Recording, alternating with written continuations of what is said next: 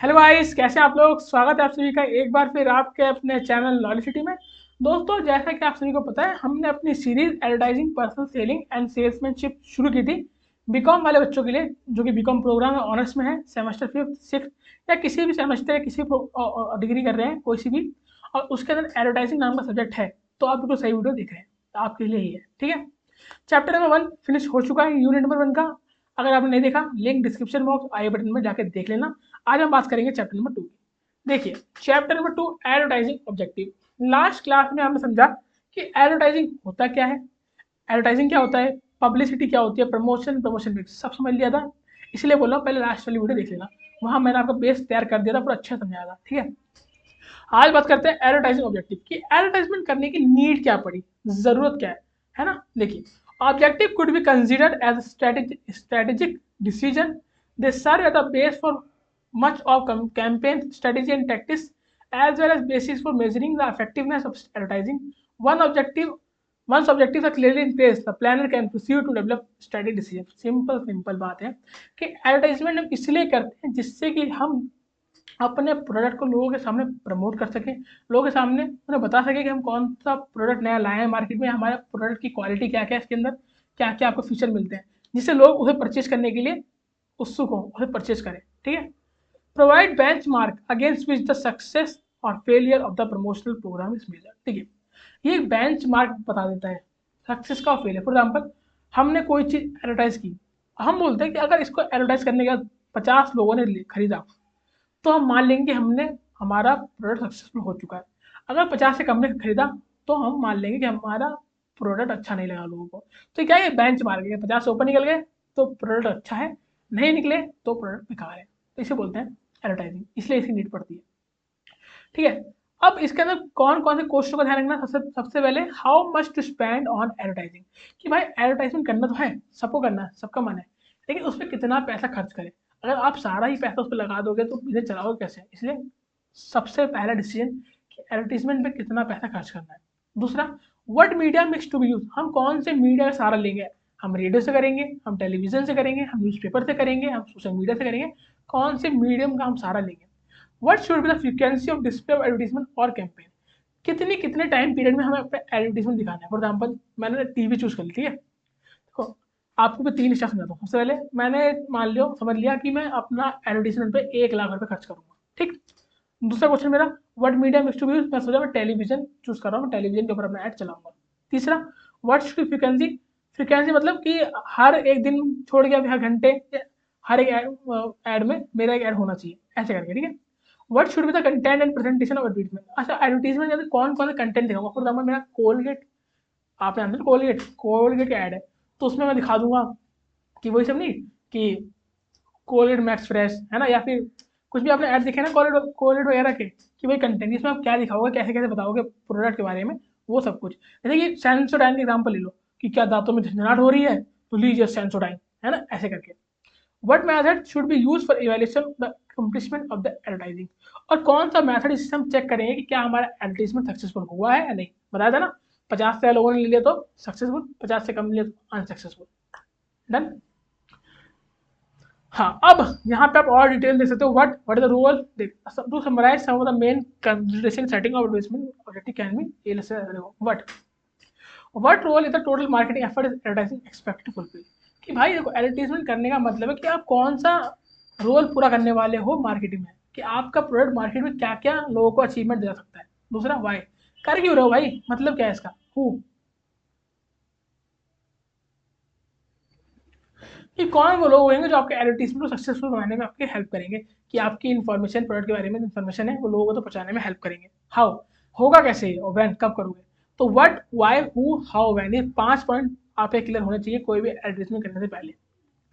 Function क्या क्या है इसके। पहला, provide direction to advertisement decision by serving as criteria, कि भाई डायरेक्शन डायरेक्शन देता है ये, कि कैसे कैसे आपको एडवर्टाइजिंग करनी है, लोगों तक कैसे इन्फॉर्मेशन पहुंचानी है प्रोडक्ट के बारे में, है ना। Provide basis for evaluation result, और उसके बाद जब लोगों का रिजल्ट देखते हो कि लोग ले रहे हैं, तो आप उसको इवेल्यूएट कर सकते हो कि भाई लोग ले रहे हैं, कितने लोग ले रहे हैं, क्या प्रोडक्ट की एडवर्टाइजिंग सक्सेसफुल हुई है नहीं हुई है। Guide decision maker to seek understanding for the working of entire campaign process. इससे जो डिसीजन मेकर हैं, जो कंपनी में डिसीजन लेते हैं हर चीज़ का, वो देख सकते हैं कि क्या उनका डिसीजन सक्सेसफुल रहा या नहीं रहा। एनहेंस कम्युनिकेशन, उससे कम्युनिकेशन भी बढ़िया होता है ऑर्गेनाइजेशन के अंदर।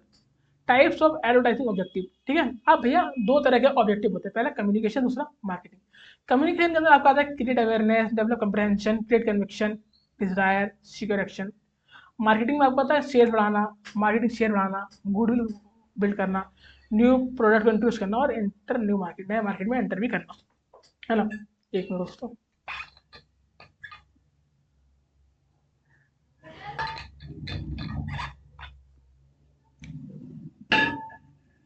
सबसे पहले करेंगे कम्युनिकेशन ऑब्जेक्टिव की।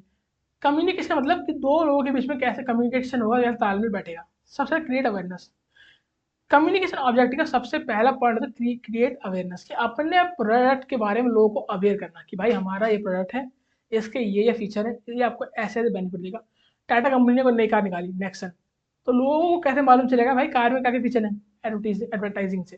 एडवर्टाइजिंग से बताएंगे भाई ये कार में हमने ये फीचर दिया है, ये साउंड बॉक्स साउंड दिया है ना, ये टेक्नोलॉजी लगाई है। तब लोगों के अंदर उत्सुकता बढ़ेगी, लोगों का इंटरेस्ट बढ़ेगा उस चीज़ को लेने में, है ना, अवेयरनेस। अगला डेवलप कंप्रेंशन, मतलब अंडरस्टैंडिंग, लोगों को अंडरस्टैंडिंग उठाना कि हाँ ये सेफ है, ये कार सबसे सेफ है, हम इसको ले सकते हैं। कन्विक्शन, कि लोगों को कन्विंस करना कि भाई जो हमारा ये प्रोडक्ट है ये आपकी नीड को पूरा करेगा, जो आपकी नीड है ये उसके हिसाब से ही बनाया गया है। फॉर एग्जाम्पल एक आदमी है, उसका बजट 5 लाख है, तो उसे आपने कोई कम कार दिखाई, वो 5 लाख के अंडर में भी आ रही है, सेफ्टी वेफ्टी सब बढ़िया है, तो आदमी ले लेगा, क्योंकि आपने से कन्विंस कर दिया कि भाई 5 लाख में भी आ रही है, ये फैसिलिटी भी दे रही है, सेफ भी है, ले लेगा। डिजायर, लोगों के अंदर डिजायर जगाना कि भाई हाँ इच्छा मैं यही चीज़ लेनी है। एग्जाम्पल फॉर्च्यूनर, आज के ज़माने में बहुत लोगों की डिमांड, मतलब बहुत लोगों का डिज़ायर है कि उन्हें फॉर्च्यूनर लेनी है। क्यों फॉर्च्यूनर क्यों लेनी है? क्योंकि उन्होंने फॉर्च्यूनर का इतना एडवर्टाइजमेंट देखा है, इतना लोगों के पास से पब्लिसिटी सुनी है। पब्लिसिटी क्या होता है, पिछली क्लास में समझाया था, जाके देख लो, कि लोगों के मुंह से पब्लिसिटी सुनी है, एडवर्टाइजिंग देखी कि हाँ भाई फॉर्च्यूनर भाई मतलब लगती है कार जानदार, है ना, तो उनके अंदर डिज़ायर आ गया लेनी है। सिक्योर एक्शन, फिर वो एक्शन करेंगे, अब उनमें डिज़ायर आ गया, अब वो खरीदेंगे, अब वो एक्शन करेंगे। मार्केटिंग बजट क्या आता है, सबसे पहले इनक्रीज है भाई हम क्यों कर रहे हैं एडवर्टाइजमेंट, हम खर्चा क्यों कर रहे हैं उसके ऊपर, जिससे हमारी सेल्स बढ़े। भाई एडवर्टाइजमेंट होगी, लोग देखेंगे खरीदेंगे। मैगी का ऐड आया 2 मिनट में तैयार, लोगों ने ओ 2 मिनट में चलो खरीदो, तो सेल्स बढ़ी ना। इंक्रीज मार्केट शेयर, मार्केट में हमारा शेयर बढ़ेगा, मतलब ज़्यादा कंज्यूमर हमारे पास आएंगे। गुडविल, हमारी गुडविल बढ़ेगी, लोगों के दिमाग में हमारी छवि, टाटा कंपनी की गुडविल सबसे बेस्ट है लोगों के दिमाग में, क्योंकि टाटा का प्रोडक्ट है तो बढ़िया ही होगा। इंट्रोड्यूस न्यू प्रोडक्ट, इससे जब लोगों के मन में हमारी कंपनी के प्रति लगाव आ गया, गुडविल अच्छी हो गई है, तो हम अब कोई सा भी नया प्रोडक्ट निकालें वो ले ही लेंगे। टाटा की कोई भी गाड़ी आती है लोग लेते हैं, क्यों, उन्हें पता है टाटा कंपनी सेफ्टी तो देगी देगी। एंटर न्यू मार्केट, इससे हम नई मार्केट में भी कूद सकते हैं। और टाटा ने मान लो कार की कंपनी में लोगों को अच्छा खुश कर दिया, बढ़िया कर दिया, तो अब वो आगे आपके ईटिंग प्रोडक्ट्स में, सॉल्ट में, टी में, टाटा टी आती है, टाटा सॉल्ट बताए, उसे बताए कि लोग के मन में मेरे लिए अच्छी इमेज है, तो मेरा ये वाला प्रोडक्ट भी बिक जाएगा। इसलिए कोई बिजनेसमैन का जब एक प्रोडक्ट चलता है ना, तो वो दूसरे में जम मारता है कि चलो ये तो चल ही रहा है, एक और निकालते हैं, है ना। मार्केटिंग वर्सेस कम्युनिकेशन ऑब्जेक्टिव, दोनों में डिफरेंस है। मार्केटिंग आपको पता ही है कि मार्केटिंग करने के लिए अपने प्रोडक्ट की, कम्युनिकेशन मतलब कम्युनिकेट करने के लिए, ठीक है। सेल्स एज एडवर्टाइजिंग गोल, भाई को हमारा एडवर्टाइजिंग गोल क्या है, हम क्यों कर रहे हैं एडवर्टाइजमेंट, इसलिए कर रहे हैं कि हमारी सेल्स बढ़े। रिटर्न ऑन इन्वेस्टमेंट, आपने ये नाम सुना होगा, रिटर्न ऑन इन्वेस्टमेंट, जो इन्वेस्टमेंट कर रहा हूँ उसमें रिटर्न क्या मिलेगी। मैंने 1 लाख रुपए अगर खर्च किए एडवर्टीजमेंट पे, और उस एक प्रोडक्ट के 1 लाख के एडवर्टीजमेंट पे मेरी 5 लाख की सेल हो गई, तो क्या मेरा नुकसान है ना बेटा, फायदा, 4 लाख का फायदा, कि मेरी 1 लाख की एडवर्टीजमेंट में मुझे 4 लाख का मुनाफा हो रहा है, तो इसी को बोलते हैं return on investment. Problem with sales objective, problem क्या है, advertising can make consumer aware and interested in the brand, but it can make them buy it, particularly if its price is too high, it is not readily available। दोस्तों आपका product, आपने इसमें लाखों रुपए लगा दिए, उसे मतलब समझ लो आपने लाखों रुपए लगा दिया, आपने शाहरुख खान इतना बड़ा एक्टर उसको लगा दिया कि भाई आपको हमारे प्रोडक्ट की एडवर्टाइजमेंट करनी है, लेकिन फिर भी नहीं बिक रहा, क्यों, क्योंकि भाई एडवर्टाइजिंग पे आप कितना ही पैसा लगा दो, लेकिन अगर आपका प्रोडक्ट अच्छा नहीं है तो वो नहीं बिकेगा, चाहे उस पर आप लाखों करोड़ों रुपए लगा दो, अगर आपका प्रोडक्ट अच्छा नहीं है तो वो नहीं बिकेगा। लिखा है ना, no amount of advertising can sell bad product, कि आप एडवर्टाइजिंग में कितना भी पैसा लगा दो, अगर आपका प्रोडक्ट बैड है तो वो नहीं बिकेगा, ठीक है ना। देखो अगर आप चाहते हो कि सेल्स बढ़े, तो सेल्स के फैक्टर होते हैं, देखो सबसे पहला टेक्नोलॉजी, कि आपकी टेक्नोलॉजी बढ़िया होनी चाहिए, इकोनॉमी बढ़िया होनी चाहिए, प्रोडक्ट की क्वालिटी अच्छी होनी चाहिए, कंपटीशन होना चाहिए, प्राइस सही होना चाहिए, यानी ज़्यादा हाई कर दिया, डिस्ट्रीब्यूशन मतलब कंज्यूमर तक पहुँचने जल्दी पहुँचे और कम प्राइस में पहुँचे। ये नहीं कि आपने तो 5 रुपये में बेचा लेकिन कंज्यूमर को मिल रहा है 50 रुपये में, नहीं, आपकी आपकी डिस्ट्रीब्यूशन लाइन ऐसी होनी चाहिए कि कंज्यूमर को सही रेंज में मिल जाए, है ना। और एडवर्टाइजिंग और प्रमोशन तो होना चाहिए उस चीज़ का, तब जाके आपकी सेल्स बढ़ती है। फैक्टर अफेक्टिंग सेल्स, अब सेल्स को कौन कौन से फैक्टर अफेक्ट करते हैं। एडवर्टाइजिंग ऑफन ओकर ओवर एन एक्सटेंडेड पीरियड। दोस्तों लोगों को लगता है कि मान लो मेरा कोई प्रोडक्ट है, मैंने उसकी आज एडवर्टाइजमेंट की तो वो कल से बिकना शुरू हो जाएगा, ओह आज की कल से बिकना शुरू, नहीं, दोस्तों टाइम लगता है। टाइम लगता है, लोग उसको ऐड को, जब देखो कभी भी तो लोग एक बार में ऐड देख के नहीं ले लेते, वो ऐड बार बार उनके सामने आता है, सामने आता है, सामने आता है। आप खुद इमेजिन करना, देखा होगा आपने, आप फोन चला रहे हैं, आप इंस्टाग्राम पे रील स्क्रॉल कर रहे हैं, आपके सामने कोई एक ऐड आ रहा है फोन का, आप देखते हो छोड़ो आगे बढ़ो, कल फिर आ गया, फिर स्किप, ऐसे करते करते डेली आपके सामने आ रहा है, फिर एक दिन ऐसा आएगा कि आप उस पर क्लिक करके जाओगे और पढ़ोगे उसके बारे में, अच्छा तो ये ऐसा है, और फिर आप एक दिन ऐसा भी आएगा आप उसको ले लोगे। इसी को बोलते हैं एडवर्टाइजमेंट स्ट्रेटेजी, कि आपको प्रोडक्ट इतनी बार दिखा देगा कि आपके मन में उत्सुकता जग जाएगी कि भाई क्या है इसके अंदर, वो देखना क्लिक करके, है ना। Money spent on advertising do not necessary has immediate impact on sales. आपने बहुत पैसा लगा दिया एडवर्टाइजमेंट पे, इसका मतलब ये नहीं कि सेल्स तुरंत बढ़ जाएगी, नहीं भाई, टाइम लगता है बढ़ने में, स्लो ग्रोथ है, ठीक है ना।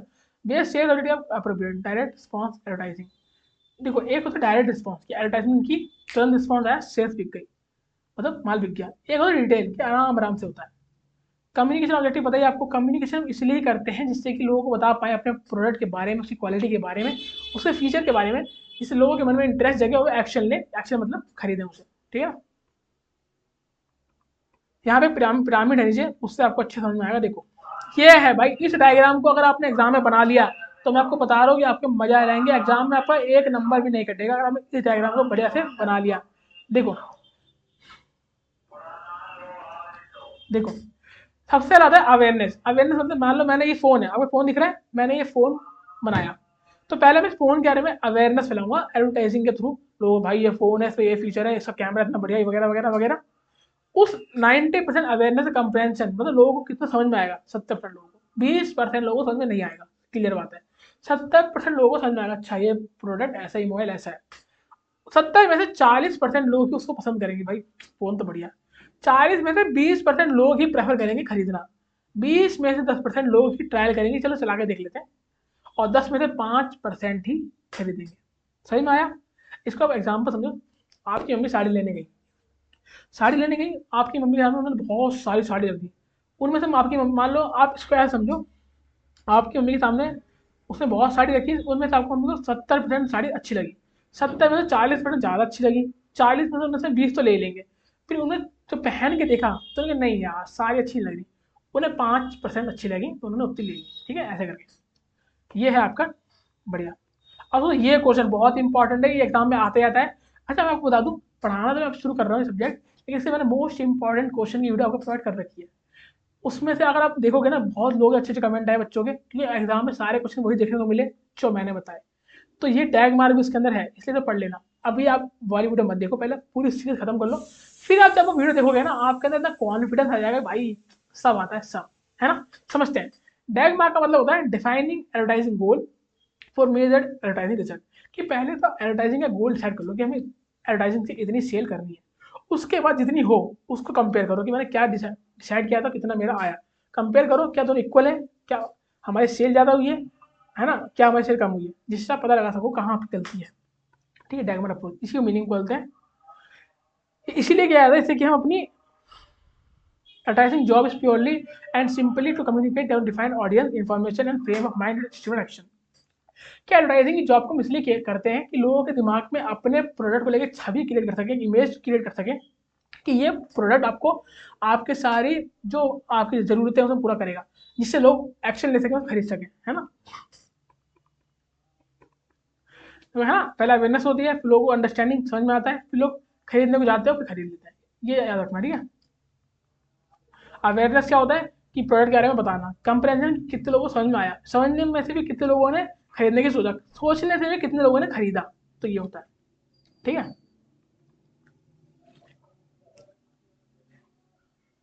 ये पूरा पढ़ लेने के बाद सही से, इतना बड़ा नहीं आता। ठीक है।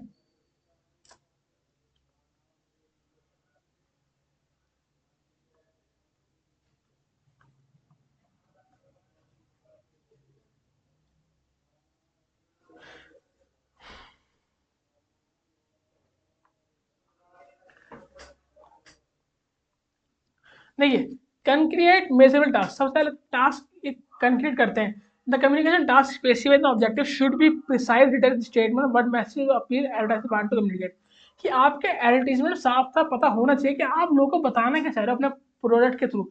आपका साबुन का ऐड है, आप साबुन के ऐड में ये बताओगे ना कि आप ये कपड़ों को कैसे साफ कर सकते हो इससे, है ना, कैसे आप कपड़ों के गंदगी से बाहर निकाल सकते हो, हाँ ये तो बताओगे ना। तो आपका मैसेज क्लियर होना चाहिए जिससे लोगों के पास सटीक से जाने पड़े, ओहो ये मैसेज इसलिए है ना।